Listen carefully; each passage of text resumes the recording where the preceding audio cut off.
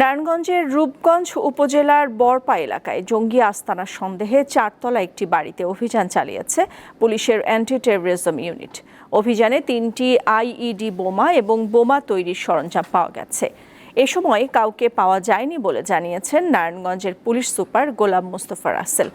বোমাগুলো নিষ্ক্রিয় করার চেষ্টা চলছে। এর আগে সকাল 10:30 থেকে চারতলা বাড়িটি ঘিরে রাখে অ্যান্টি টেররিজম ইউনিটের সদস্যরা। পুলিশ সুপার জানান, অভিযান এখনো চলছে। অভিযান শেষে গণমাধ্যমকে ব্রিফ করা হবে।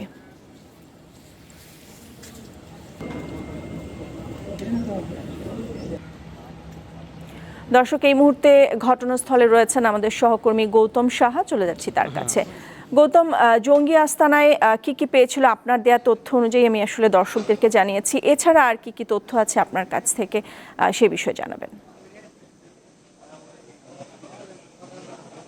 নাদিরা, কিছুক্ষণ আগেই কিন্তু যে এখানকার যে অ্যান্টি টেররিজমের দায়িত্বরত পুলিশ সুপার সানোয়ার ইসলাম যে বিষয়টি জানিয়েছেন, এই ভিতর থেকে কিন্তু বোমার যে আইইডি 3টি দৃশ্যমান তারা কিন্তু পেয়েছেন এবং কিছু বোমার সরঞ্জামও কিন্তু তারা পেয়েছেন। ইতিমধ্যেই তারা সেখান থেকে 2টি যে বোমা রয়েছে সেটি কিন্তু একটি খোলা মাঠে এনে রেখেছেন নিষ্ক্রিয় করার জন্য, এবং আরেকটি যে বোমা রয়েছে সেটি কিন্তু 3 তলার ভবনের একটি রুমে সেটা রাখা হয়েছে, সেখানে তারা নিষ্ক্রিয় করার পরিকল্পনা করছেন এবং প্রস্তুতি নিচ্ছেন। এবং ইতিমধ্যে আমরা যে বিষয়টি পুলিশের পক্ষ থেকে জেনেছি, তারা যে বিষয়টি জানিয়েছেন, এখন পর্যন্ত এই 4তলা ভবনের প্রতিটি রুম নিয়ে যে ভাড়াটে ছিল তাদের কিন্তু নিরাপদ স্থানে তারা সরিয়ে নিয়েছেন, এবং 3তলা ভবনে যেখানে বোমার সদৃশ্যমান এবং সরঞ্জাম পাওয়া গেছে সেখানে কিন্তু কোনো জঙ্গি তারা এখনো পায়নি বলে আমাদের জানিয়েছেন। এবং কিছুক্ষণের মধ্যেই তারা কিন্তু এখানে এই বোমাগুলি নিষ্ক্রিয় করবেন বলে আমাদের জানিয়েছেন।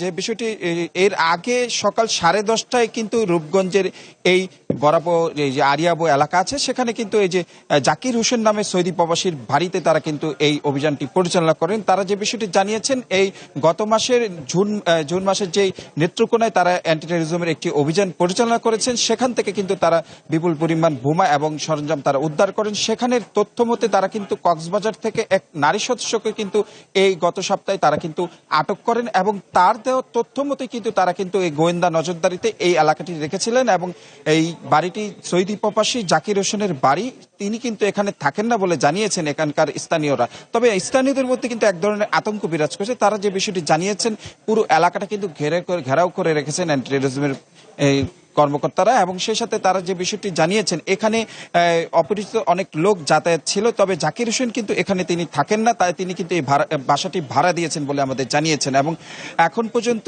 তারা যে দুপুর 1:30টার দিকে কাউন্টার টেররিজমের যে সদস্যরা এবং বোম এক্সপার্ট যারা রয়েছেন তারা কিন্তু ভিতরে প্রবেশ করেন এবং প্রতিটি রুম তারা তল্লাশি করেন। সেখান থেকে কিন্তু যে বোম এবং বোমের সরঞ্জাম তারা উদ্ধার করেছেন। এখন পর্যন্ত কোনো জঙ্গিকে পাওয়া যায়নি তারা জানিয়েছেন, এবং এইটা আসলে কোন সংগঠনের জঙ্গি সেই বিষয়টা কিন্তু এখনো নিশ্চিত করেনি। তারা এই বোমটা নিষ্ক্রিয়র প্রস্তুতি নিচ্ছেন এবং কিছুক্ষণের মধ্যেই তারা এখানে বোম নিষ্ক্রিয় করবেন, এবং সেই নিষ্ক্রিয় করার পরে কিন্তু তারা কিন্তু এই সংগঠনটা আসলে কোন জঙ্গি সংগঠন রয়েছে সেই বিষয়টি তারা কিন্তু আমাদের নিশ্চিত করবেন।